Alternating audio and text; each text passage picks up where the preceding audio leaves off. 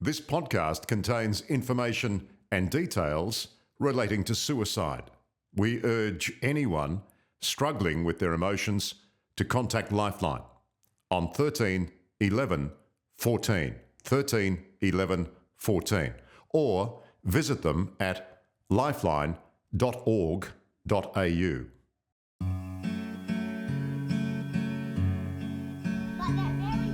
A 24-year-old devoted mother of two, fleeing a violent relationship.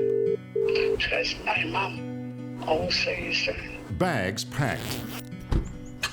Car running. Her daughters strapped into the back seat.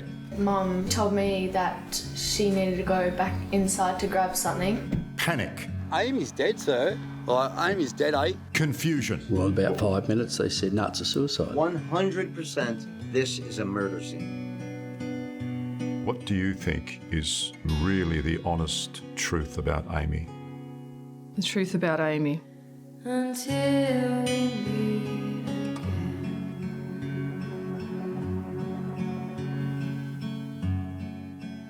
Episode 16.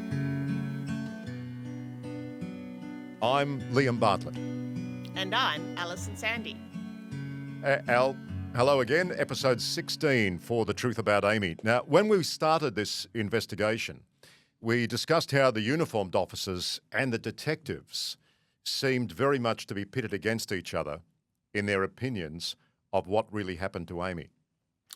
Yes, Liam. Simply put, the Rockingham detectives, led by Detective Sergeant Tony Kirkman, believed Amy killed herself, and the uniformed detectives, led by Senior Constable Ian Roberts, did not.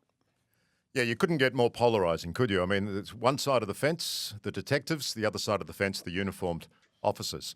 And as we delved deeper, we discovered there were also other detectives and authorities behind the scenes who didn't just fall in behind their particular colleagues.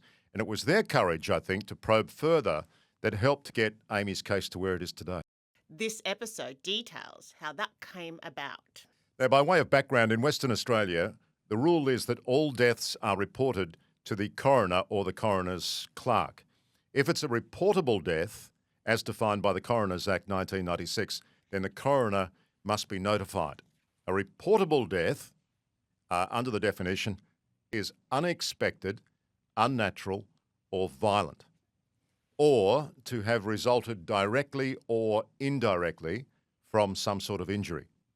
Now, this generally includes a review of the person's medical history and circumstances of death, a post-mortem examination, and medical testing alongside the witness statements. Sometimes it also includes reports from forensic experts, engineering, and crime scene analysis. The coroner assigned to this case was Deputy State Coroner Evelyn Vicker. Ms. Vicker, who would be the first of several who would ultimately take carriage of Amy's case, made it clear from the start that she wasn't satisfied by WA Police's conclusion that Amy took her own life. But before we get into all that, let's revisit the crime scene through the eyes of one of the uniform officers first on scene.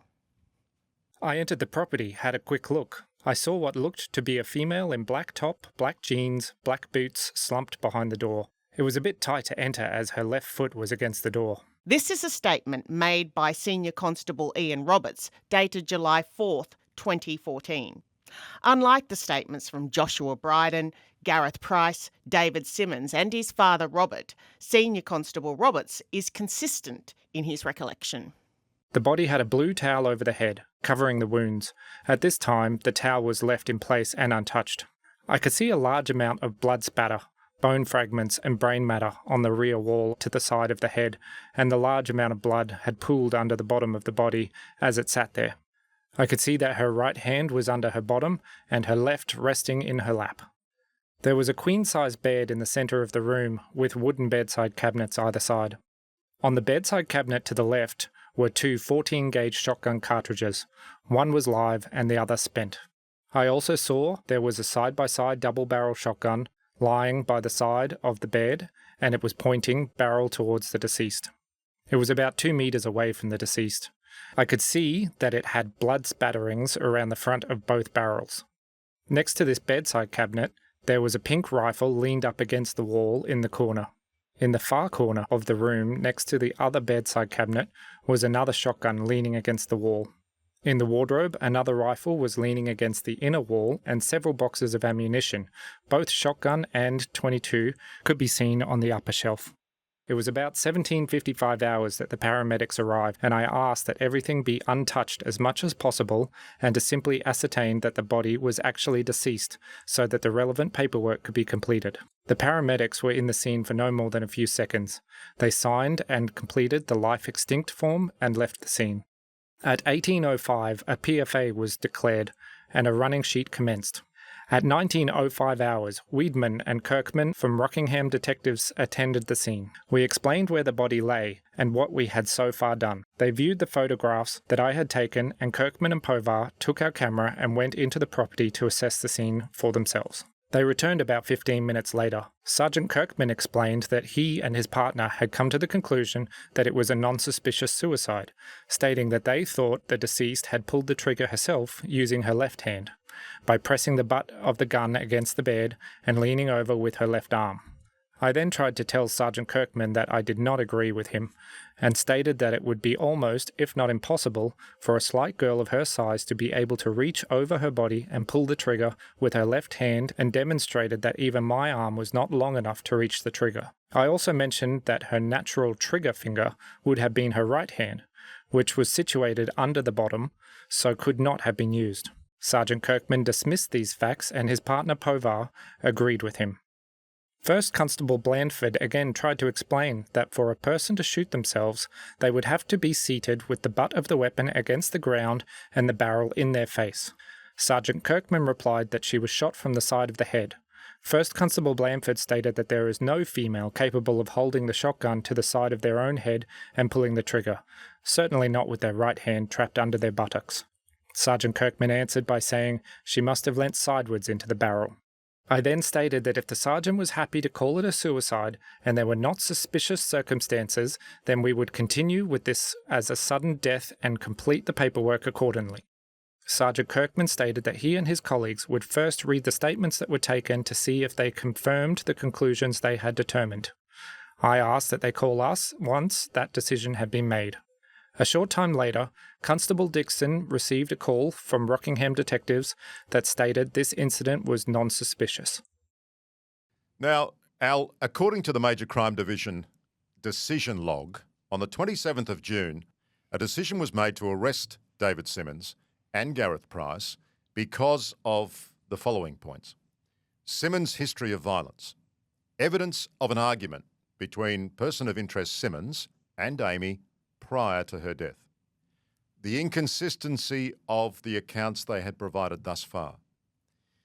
However, they were released the following day because, and I'll quote, forensic examination doesn't provide evidence of criminality.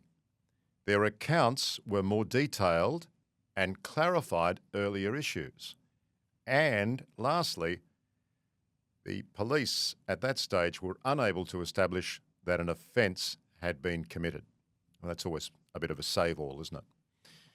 Now, that was signed by Detective Senior Sergeant Gregory MacDonald of the Major Crime Division, who was the officer in charge of Operation Jundee. We'll come back to him later this episode. But first, a statement. Here's what Serpentine Roadhouse owner Robert Ibbotson, who ironically is also a former police officer, here's what he recalled. I am 68 years old and the owner of the Serpentine Falls Roadhouse. On Thursday, the 26th of June, I was at work. I was working alone. I was standing behind the counter when I saw a white sedan pulled up, close to Bowser 5, and two males came inside in a hurry. I later checked the CCTV footage and saw they arrived at 5:22 p.m. The clock on the CCTV footage is about 2 minutes fast. That would make it 5:24 p.m. But it's worth noting that, according to the Major Crime Report, the CCTV clock was 5 minutes fast. Male number 1 was wearing a black hooded jumper with a green mother logo with a bright green capital M. I can't recall what else he was wearing. He was the only one who spoke to me. He said, "I've got to use the phone. I've got to call 000." I was about to point to the public phone outside, but I let him use the Roadhouse landline because he spoke with some urgency in the voice. I stood 2 to 3 metres away from him when he called 000, and I heard him say he wanted an ambulance and gave an address of lot number on the southwestern Highway Serpentine. He said someone shot themselves in the head. He gave the mobile number and said it didn't work because he got wet. The entire time he was calm, just a little bit edgy and nervous, but he wasn't crying. He asked if he could make another call, and I said he could help himself. He took the cordless phone just outside the door and made another call. I could not hear him as the door was closed, but the conversation was a minute or two long at the longest. The whole time the second male stayed close behind him and said words to the effect, "You're all right, mate. You're all right, mate." The second male wore a black beanie and a white logo of some sort on the front, and a black hooded jumper with white logo on the front too. I can't describe the logos any further than that they are clearly visible on the CCTV, and they are very distinct. He brought the cordless phone back inside to me, handed it to me, and walked out without another word. The second male wearing the black beanie didn't say anything either. They got in the car and left. The first male without the beanie got in the driver's seat and drove south. On Friday the 27th of June 2014, I downloaded a copy of the CCTV footage of the two males coming into the store around 5:22 on the disc. I provided the disc to Detective Senior Constable Ann Lehane. At the same time, I provided the statement on the Saturday the 28th of June 2014. So we know from this that the clothes they were wearing at the Roadhouse were the same clothes police confiscated shortly after. You'll recall that these clothes didn't have any blood or any gun residue on them whatsoever, despite Simmons admitting to firing his gun not long before Amy died. Remember, he said he was firing his gun outside at some parrots or whatever the story was. Oh, fish. It was And varied. yeah, there was a couple of different conflicting stories depending on who you believed. And also, Gareth Price, in his own words, gave evidence that he patted down Amy's dead body looking for her phone. Can you imagine patting down her body, or any body in that position that had been on the receiving end of that sort of gunshot wound, and still, because let's go back to the evidence, the police found their clothes had no blood residue, no gun residue. Not one bit, not one spot, not one spot. Hard to believe, isn't it? Yeah, or wood chips from chopping wood all afternoon. Or any sort of fibre from all that wood chopping. That is amazing. Look, it doesn't make any sense. The evidence is contrary to what they've been saying. They obviously changed their clothes. There is no other reason that would be the case. They would have blood, they would have wood chips, they would have gun residue. And even if they talk about gun residue being, not reliable, they would at least have Gareth having patted down her body. There's no way you could do that without having some transfer of blood. And there's no way that David Simmons wouldn't have wood chips on his body from having chopped wood all that afternoon. And let's face it, the gun residue would have been there for sure.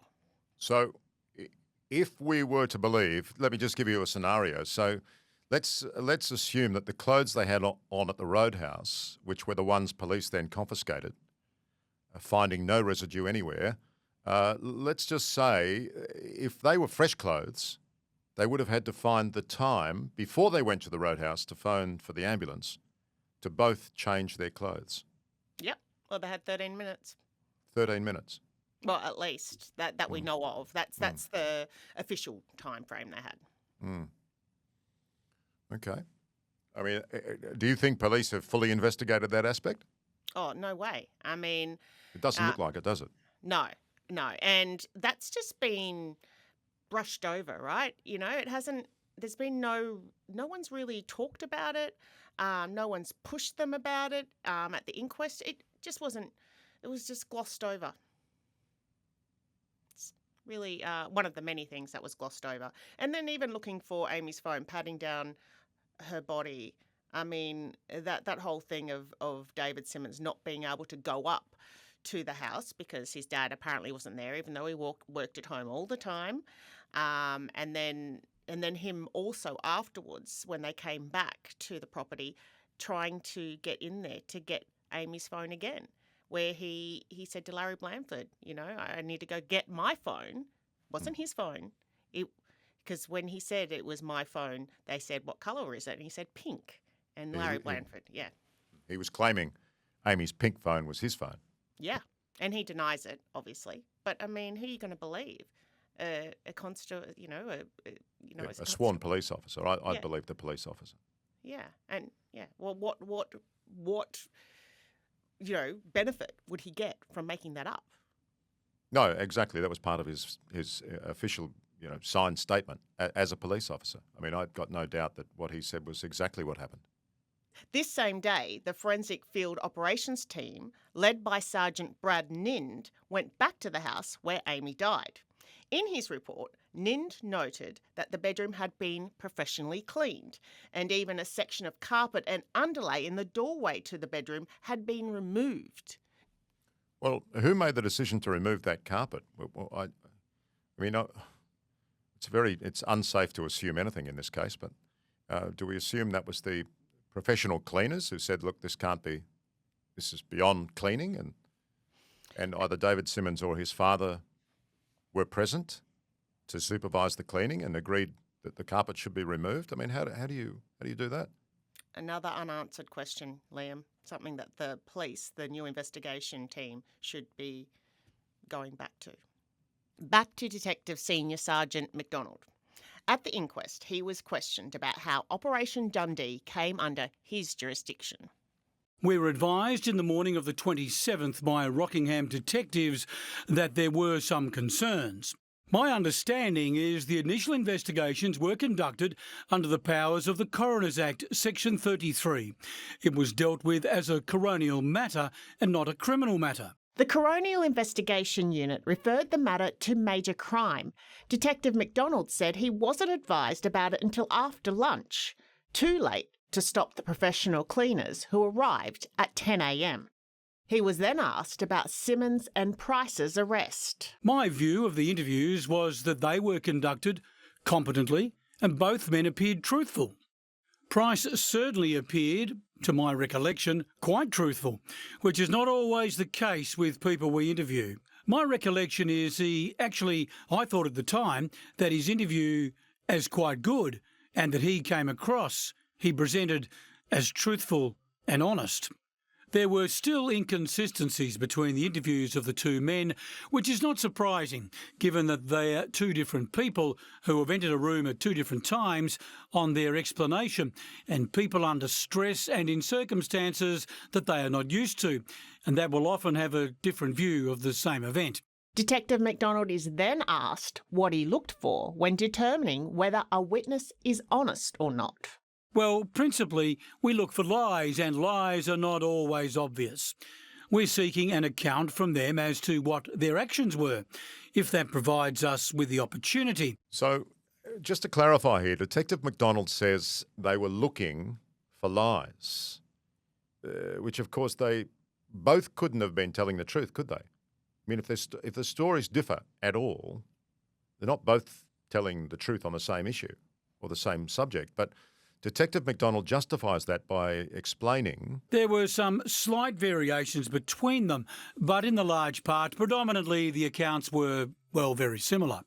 So Simmons and Price were intoxicated. Police had to wait until they sobered up before interviewing them. Detective McDonald was asked if, after reviewing those interviews, he suspected Simmons and Price colluded. No, I don't. I don't believe so. He also defended the detective's decision to rule Amy's death a suicide so early, saying that Amy's body could have been moved, despite, of course, the blood spatter experts, as we know, having ruled that out. I don't recall anything specific about the position of her body in viewing those photographs. Certainly, I don't find that. I don't recall anything from those photographs that suggested to me that it was clearly not a suicide. And upon being pushed on this point, he clarified. There were concerns about the position of the body, yes. I can't recall without further reference specifically that they were, but having said that, my understanding is that there was some force required to move to get into the room. There are a number of explanations for how her hand may have wound up in that position. And when asked about Naya's evidence about Simmons putting the gun in the cupboard, Detective McDonald said he couldn't recall that, but he told the inquest, in his view, as a general rule, children are honest. Well, that's a bit of an understatement, Al. Yeah. Similarly, when asked if he remembered Naya saying that Gareth Price, had put something in the bin after Amy's death, he said this. I don't recall. Sorry. The couple's history of domestic violence. So we examined it. I would point out that there are many family violence incidents in this state every day that don't result in murder. It's worth noting too that in the Operation Jundee report, reference was made to the violent argument just before Amy's death. But it stipulated that Amy was the aggressor and Simmons the victim. I'm still trying to get my head around that. It also states there was no evidence to suggest this account is unreliable and no apparent motive for Simmons to want to kill Amy. Well, put simply, how the hell do they come up with that opinion? Well, because they weren't looking for one. Basically, the motive came later. They only had, done a very perfunctory investigation at this stage. But there's no background at all on all the domestic violence stuff. We know that. We've been through that in the last 15 episodes, Al. Yeah. There's no real investigation about their background. How can there be a decision made about motive if you haven't done proper research into background for anybody? If you've done no research into history of a relationship, full stop, not just domestic violence, but a whole stack of other issues, how can you say there's no motive for anything? If you don't know what makes people tick within that relationship, whether it be between them or wider family, extended family, close friends, if you haven't done any of that background and any of that historical research, how the hell can anybody say that there's no motive, no apparent motive? Surely they teach that in bloody police training academy. Surely. Yeah, look, I don't know, Liam. I mean, you've got to remember also that they said, well, one thing I do know that they checked was whether there'd been a report of domestic violence. And of course, they hadn't. But as you know, and as we outlined in the last episode, 8 out of 10 incidents of domestic violence aren't reported. 20% are reported. Well, that's my whole point. But we are dealing with the people who are writing the report are the people who are dealing with the domestic violence issues. Yeah. All these thousands of issues that we've talked about in the stats. Yeah. So if anyone should know anything about background and possible motives, it should be them. There's also this sort of crime of passion, which we know can flare in an instant, but if people are already sort of predisposed, if you know what I mean, because of their tendency to violence in their backgrounds. I mean, there's all that and more. So, I mean, I just look at that one line, just that one line for me, to conclude no apparent motive for Simmons to want to kill Amy. I mean, to me, I'm sorry, but that makes the whole report on Operation Jundee is a complete and utter joke. Not to mention the thing that everyone knows, the most dangerous time for a woman is when they're leaving. For a woman in a relationship, in a domestic violence relationship, which, of course, the fight should have indicated that there was domestic violence, just that fight beforehand, regardless of who they thought was the aggressor, that's domestic violence. And the most dangerous time is when the woman is leaving. So that's not rocket science, is it? No, well, unfortunately, there's a whole body of evidence to back that up. There's a whole ton of research nationally and internationally to back that up. So you're dead right. Back to the inquest. So Senior Sergeant McDonald is asked if he considered the investigation to be thorough. Yes. Accepting, Al, that an internal assessment of Operation Jundee observed some criticism, including the following. Here we go. There's 4 different points of critique. Only 4? Only 4. Number 1, a lack of scrutiny on the location of the shotgun, according to Simmons and Price when they entered the room.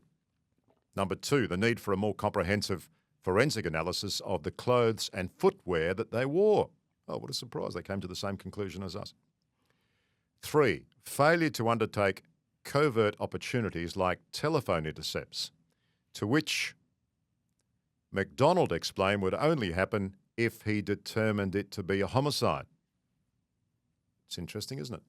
I thought phone intercepts were used as a form of intelligence gathering, not to justify a decision you'd already made.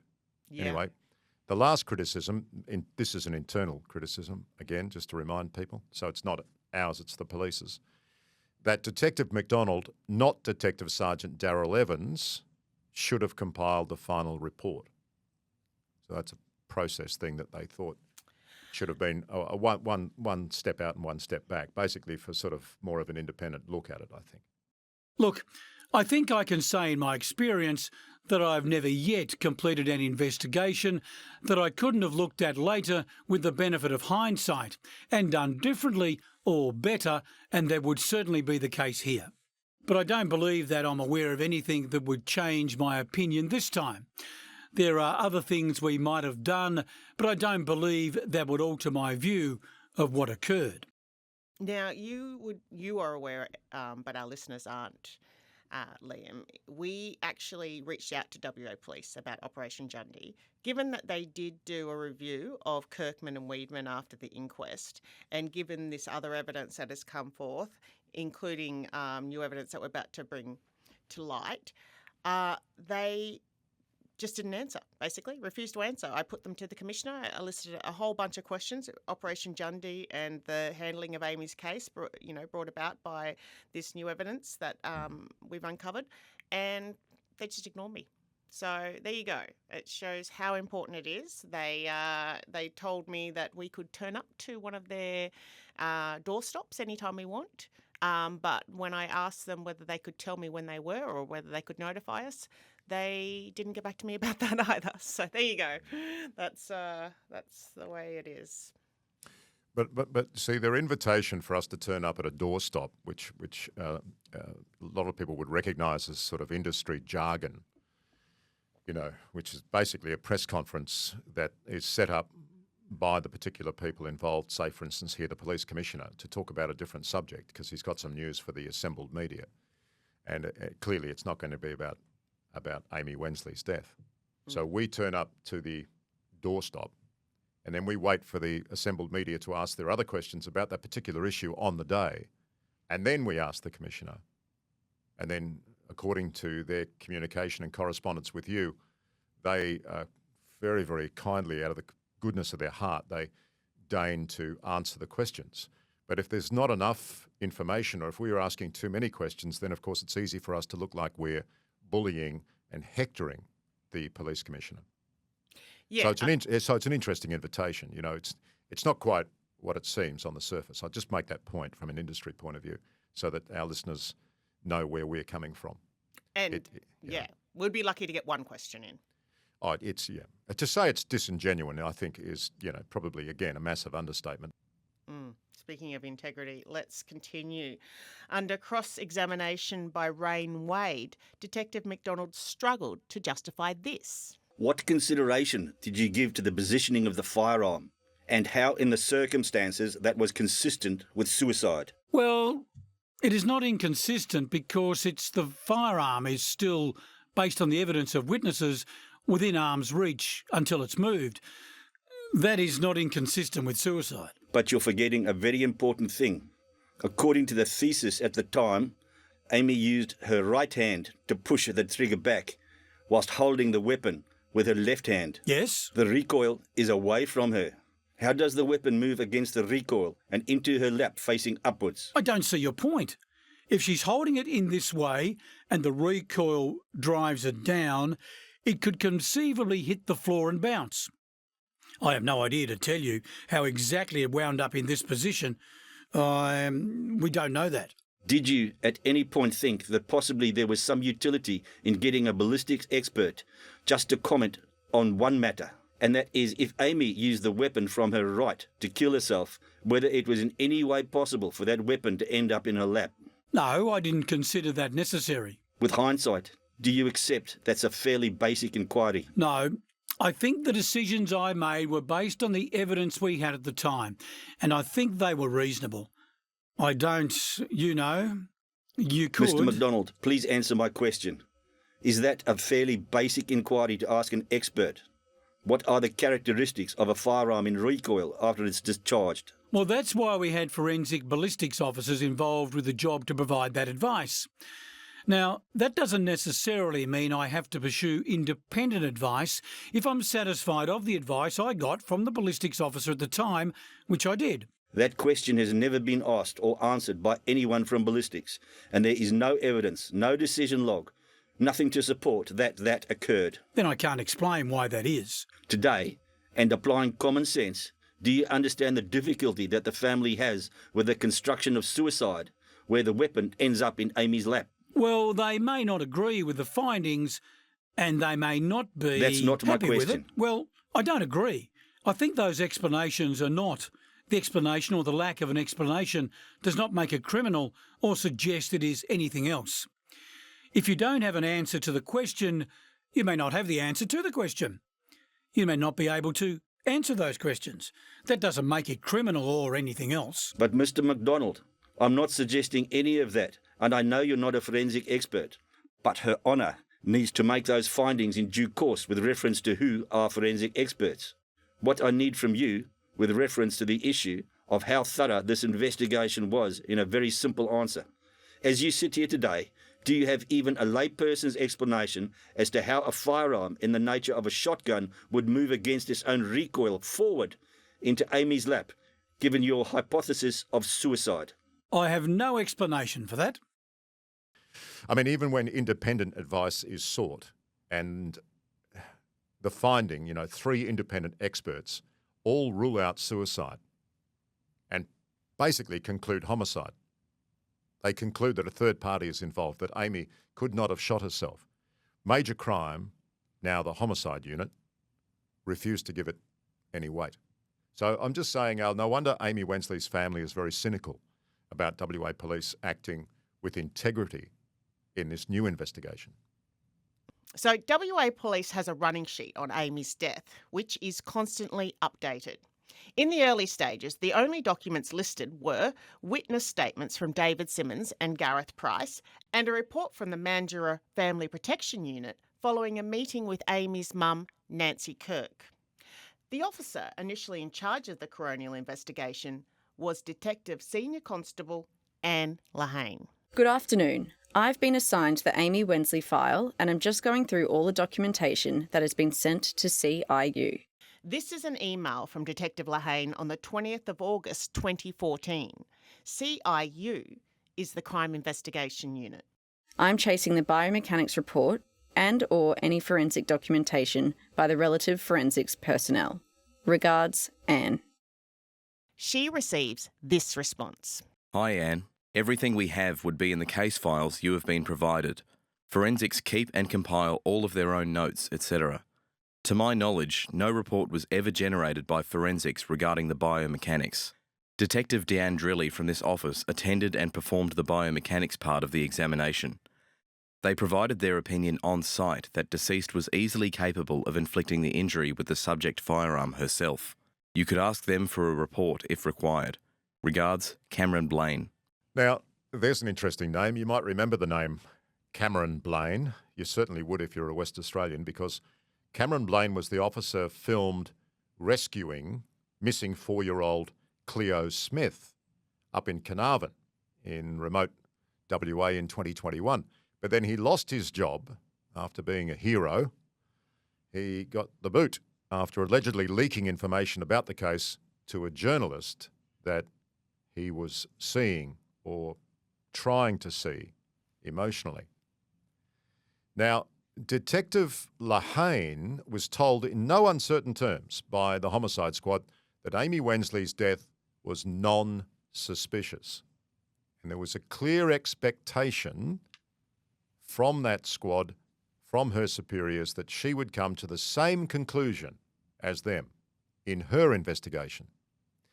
She followed up with the key experts already involved, like pathologist Dr. Amy Spark. Dr. Spark performed the autopsy on Amy Wensley. Detective Lehane also met with Amy's mum, Nancy Kirk. She liaised with Detectives Kirkman and Weedman, sought second opinions, and chased up forensic reports she thought had been undertaken. That seems like an actual investigation, Liam. Oh, exactly. Asking questions, delving a bit further, digging a little bit further, trying to get behind the veneer. It sounds like she did a great job. Queried the availability of a biomechanics report, Senior Constable Meeks and Senior Constable Inskip attended the post-mortem with a firearm that was the same type, shape and size as the firearm used in the incident. Meeks and Inskip conducted an analysis and deducted that the deceased was capable of using the firearm with either hand and inflicting the wound sustained. There is no biomechanics report. The analysis was conducted during the post-mortem. Senior Constable Meeks believes the analysis/examination should be detailed in the post-mortem by the pathologist.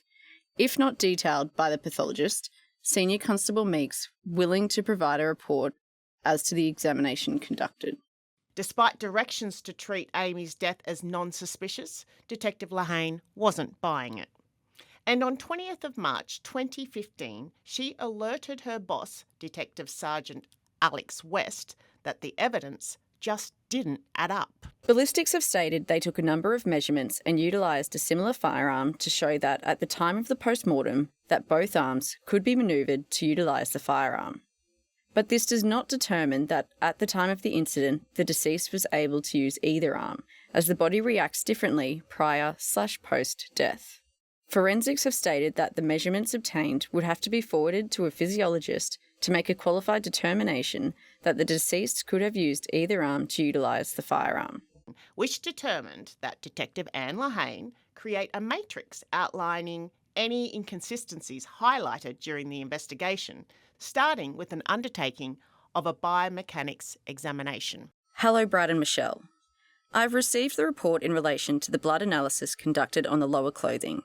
I've conducted inquiries with Royal Perth Hospital in relation to whether the deceased experienced any mobility issues due to the car accident and subsequent C2 fracture she suffered in January 2013.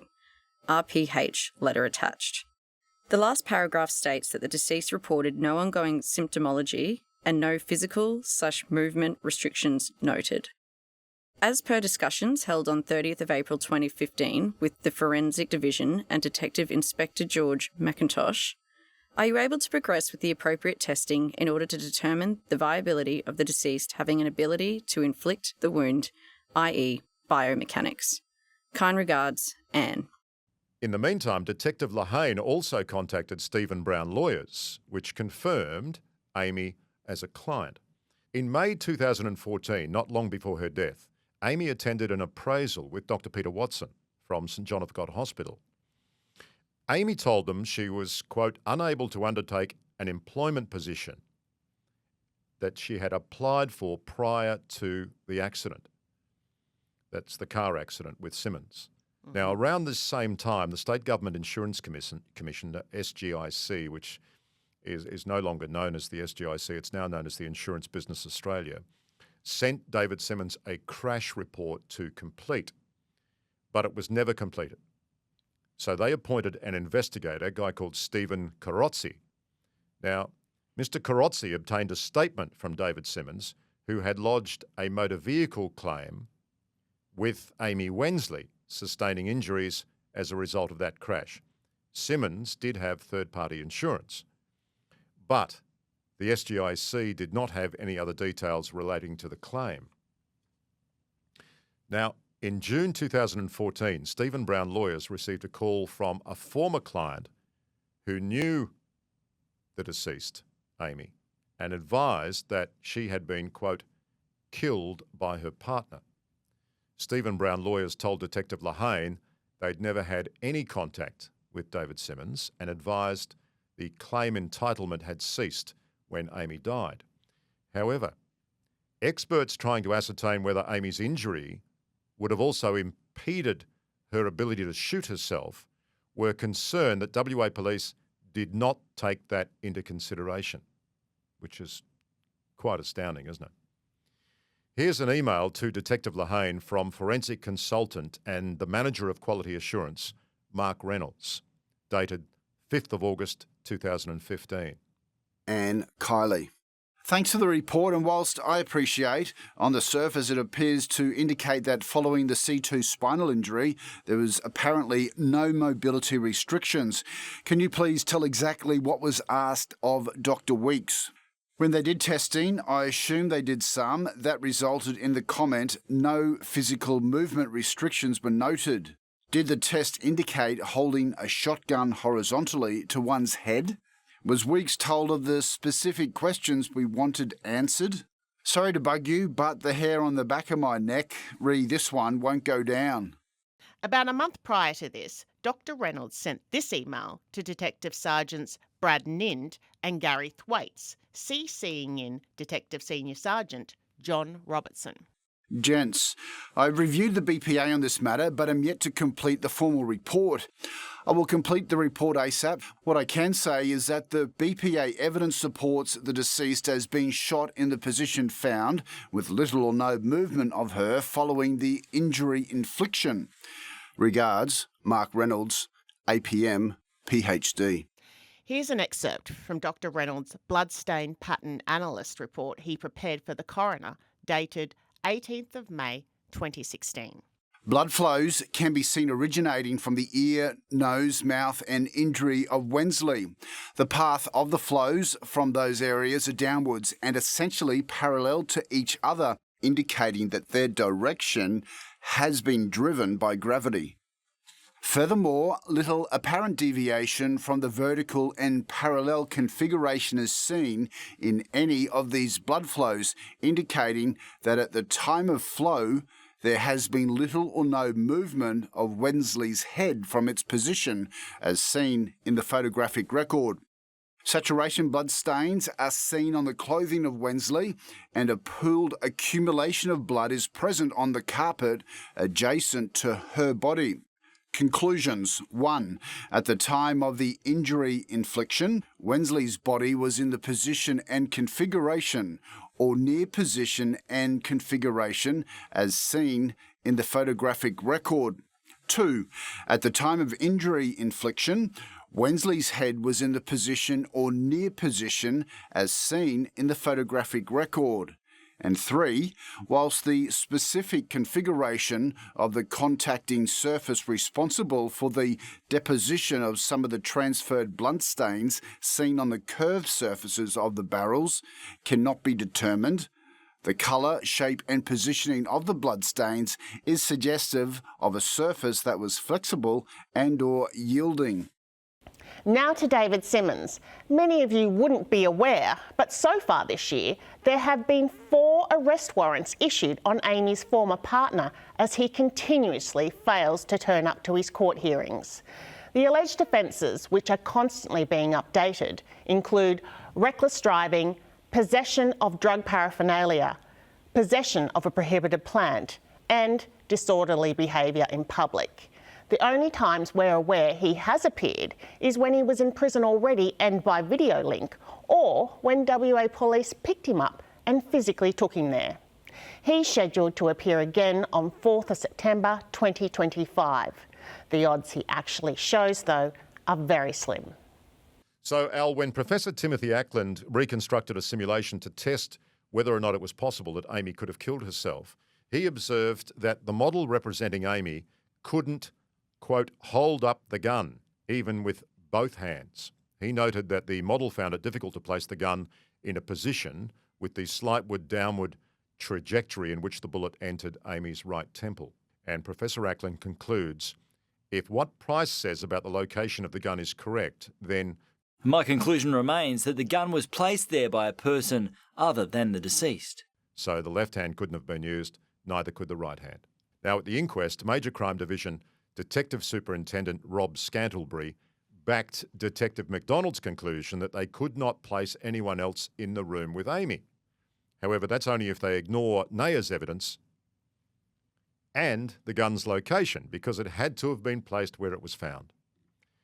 Not that it was possible for her to shoot herself anyway. So we'll be speaking to Professor Ackland next episode, and that's a fascinating interview with Professor Ackland. He's very confident with his conclusion, even today, with the limitations of what a reconstructed crime scene brings. He is very, very confident.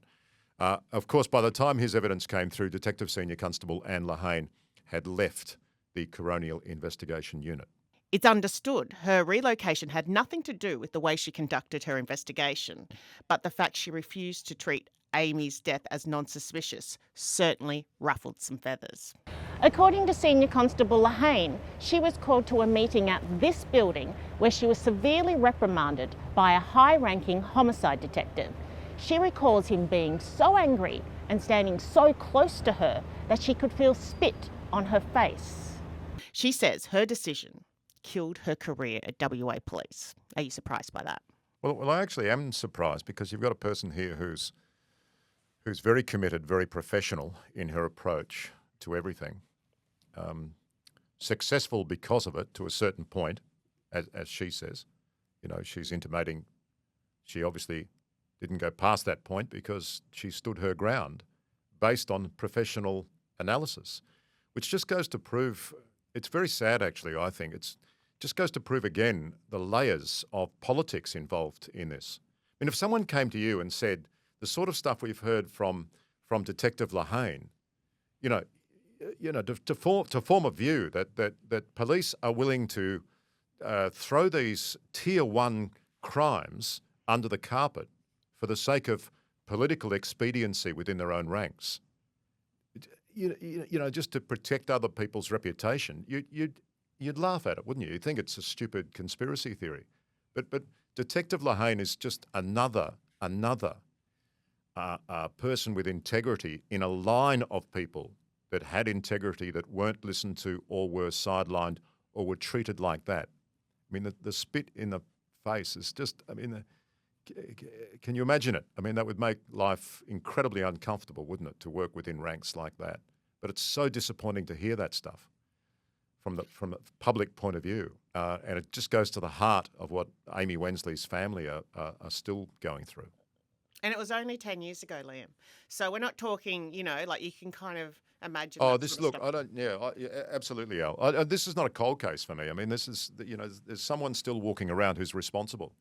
So this is not a cold case. This is very much alive, very much alive. And I think, I obviously went to police. So, because that's the impression I get as well, right? That they're protecting the cool kids or whatever, or, for whatever reason. And anyone, and because this isn't a police bashing exercise. There are so many police who are doing the right things in this investigation, and they're terrific. But this talks to the organisation, the system itself, right? And that's what really disturbs me. And I went back to WA Police, as you know, again, that was, one of my questions in that it was about 6 questions all up. They're not answering it. They're, write a reply, obviously. Because that's the impression that everyone will get. And I guess they just don't think it warrants any justification. I don't know.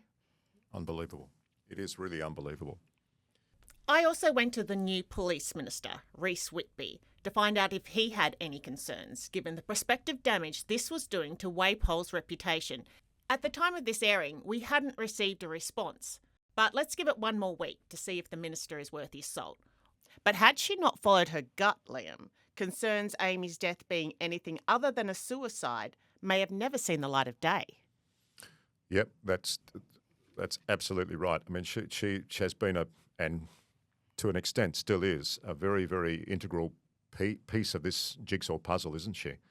And I've got to say, again, by standing up and taking the position she took, you've got to give her full credit. I hate hearing about people experiencing that sort of stuff in the end, but I love hearing about that sort of integrity. That's the sort of thing we need in the police.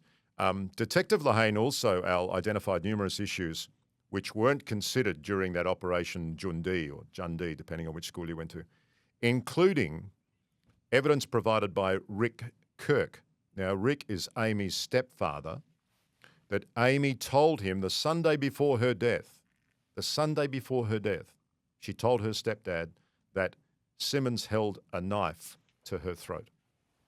Now, I've met Rick Kirk, so have you, and I reckon he's a pretty straight-up sort of guy. Yeah. For him to give that evidence, I think is quite compelling. She also, Detective Lehane that is, had issues with the way detectives handled the interviews with Gareth Price and David Simmons. when he was arrested a few days after Amy's death. They had a list of questions which they ticked off as they went through with no probing. It was literally a tick and flick exercise. That was Detective Lehane's criticism, not ours. Now, we've sent questions to WA Police about this. You've sent them plenty, Al. In an email, she also pointed out, Detective Lehane this is, that David Simmons only disclosed that he'd retrieved his other firearm, his .22 rifle, from the front seat of his Subaru and shot at a bird which was attempting to remove fish from the pond after Amy's 6-year-old daughter was interviewed by a specialist child investigator. This fact had not been mentioned in any previous statement or conversations and was corroborated by Naya, who mentioned it during the course of her interview with the child assessment team. I find that fascinating too. Yeah. And it's worth mentioning here that Simmons' story changed from shooting at a bird, which it was attempting to remove fish from the pond, according to him, to shooting at parrots, trying to take fruit from the tree. That was the other story that was given. I'm not sure about you, but I think that if you're talking about conflict, shooting at a bird in a tree compared to shooting at a bird on a pond is quite different now. Quite different. Are you trying to remove fish or you're trying to remove parrots? What are you trying to do? Hello. Now, here's what Detective Lehane concluded in her report, which was completed, incidentally, by Detective Sergeant Gary Thwaites. Amy Lee Wensley was a 24-year-old female who was in a tumultuous relationship with her partner, David Robert Simmons, which had a major impact on her confidence and self-worth. Family and friends of the deceased believe Simmons displayed a high degree of domination and control over the deceased. The dominance, combined with the isolation of rural living and financial stress, appeared to heighten the deceased's anxiety. Albeit outwardly, she appeared to be a happy and outgoing person. The deceased sought assistance from her general practitioner for her declining mental health and was subsequently prescribed antidepressant medication. On the strength of the evidence gathered by the MCS, Major Crime Squad, both Simmons and Price were interviewed and cleared of any criminal involvement in the death of the deceased. As a result of my investigations and review of the circumstances in this matter, there is insufficient evidence to substantiate the unlawful involvement of another person in the death of the deceased. This concludes my investigation into the death of Amy Lee Wensley, subject to further direction from the coroner. Forwarded for your information and attention, Detective Senior Constable Ann Lehane, Coronial Investigation Squad. This is Detective Lehane at the 2021 Coronial Inquest. She's speaking with counsel assisting the coroner, Sarah Tyler. When this case came to you, did you have any initial concerns upon receiving and reviewing the materials from the Major Crime Squad? Yes, I did. Actually, Major Crime hadn't had the file at that stage. It came to you first? It came to the Coronial unit. Then I actually reviewed it with some other officers. Okay, and what concerns did you immediately identify that caused it to be referred to Major Crime? It was the inconsistencies in the statements that were taken at the time. Between David Simmons and Gareth Price? Price, yes. And as a result of those inconsistencies, you felt that a more fulsome investigation should occur? That's correct, yes. So when it was referred back to the Coronial Service, was it allocated to you? Yes. What steps did you take upon receiving that file? So I reviewed all the information and intelligence they gave me, which was in the file, and also reviewed some of the Viper actions. I then started to put the Coronial file together and I identified what outstanding lines of inquiry should be followed. For instance, a forensic. So I started looking at that. And then I asked Major Crime for a memo giving their critical decisions on how they deemed it non-suspicious. So your initial concern were the inconsistencies between the witness statements? That's correct, on the first day. Upon receiving the file from Operation Jundee, were your concerns addressed? The majority of them were. When I received the memo from Major Crime, I did identify that they had actually specified there was a biomechanics report, and I queried that biomechanics report and asked for a copy because I couldn't find it, and was advised there actually wasn't a biomechanics report. I then contacted Forensic and asked them were they going to provide a biomechanics report, and they said no, they would not provide one. Did they explain why? They said it's only done on homicides. OK. Do you know where the information came that there had been a biomechanics report?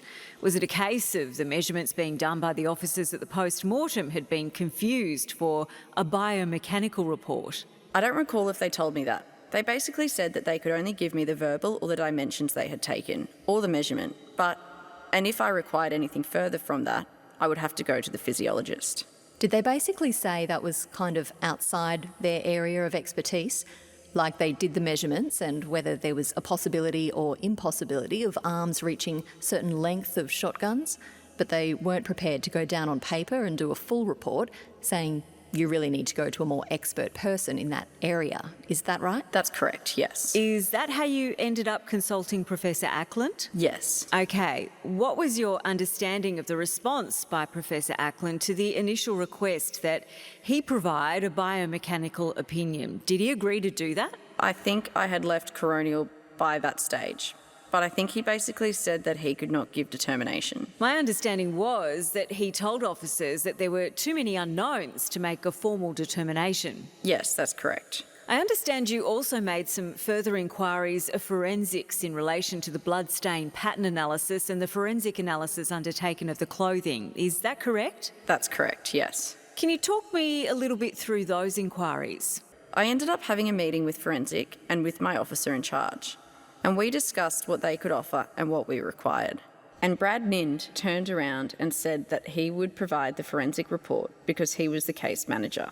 OK. I also requested a BPA report as well. Detective Lehane is referring to blood pattern analysis. Did you ultimately receive those reports? I think I received the BPA. Again, I think that was after I left the investigation. Did you review any other materials? For example, 000 calls, the Serpentine Roadhouse CCTV footage. Was that all part of Operation Jundee's brief? Yes. OK. Did you speak independently to any witnesses, or did you rely upon the Operation Jundee records? The witnesses I spoke to, as part of the Coronial report, you actually have to speak to the family. So I spoke to Nancy Kirk. And I spoke to the 3 friends of Amy's. And that was near the end of my investigation that I spoke to them and obtained a statement from them. Was the purpose of that to explore the type of relationship that Amy and David had? That's correct, yes. OK. Based on your conversations with Amy's friends, did you have concerns about the conclusions reached by Operation Jundee? I had concerns all the way through the investigation, but whether, for all of the lines of inquiries I followed, I didn't actually achieve any. I didn't get any further information to suggest that someone else was involved. Is that because that information simply wasn't available, or were there any problems? That's correct, and also the original attendance. I think we lost some information at the original attendance. The premature decision that it was suicide? Yes. And the failure to investigate that night? Yes. What was the ultimate conclusion with respect to your involvement in this investigation? There was insufficient evidence to make any form of determination. Did you have a view, one way or the other, how Amy died? I try to follow the evidence rule. And as I said, I didn't find anything that gave me an indicator that someone else had been involved. But whether that's because we lost the evidence at the start, I'm not sure. Detective, just before you go to counsel, from my understanding from your evidence today and from that running sheet, is that you received the file very early on after the initial detectives who attended the scene had determined it non-suspicious. But when you received that, you didn't receive it with a closed mind. You looked at it and immediately had some concerns about that decision. Is that right? That's correct. You had some concerns about it being considered a non-suspicious death at that stage. So it was referred through the line of the hierarchy back through to major crime. And you were aware that an investigation then took place. Is that right? That's correct. But when it came back to you, it came back with, in effect, the same conclusion, in the sense that it had been ruled that there was no obvious criminality and it was to be investigated as a non-suspicious, with moving towards a potential suicide. Is that right? That's correct. I was advised to actually investigate it as a coronial file, which is a... Sudden and unexpected, but not... Yes, non-suspicious. Right, but my impression from your running sheet is that you still have some unanswered questions as to how that conclusion had been reached. Is that right? That's correct, yes. Just a clarification here, Detective Senior Constable Ann Lehane was still under the employ of WA Police when she appeared before the inquest. However, she no longer had carriage of the inquest investigation, and while the Coronial Investigation Unit maintained her position, they weren't prepared to push any harder than that. And next week, Al, through the eyes of an expert, Tim Ackland. She could not have killed herself holding the gun in front of her with all those other pieces of evidence. Professor Tim Ackland will explain his report, and that is certainly worth listening to, and also what needs to be considered by the Director of Public Prosecutions. Yeah, well, gosh, that will take a while. Thank you, Liam. Thanks, Al.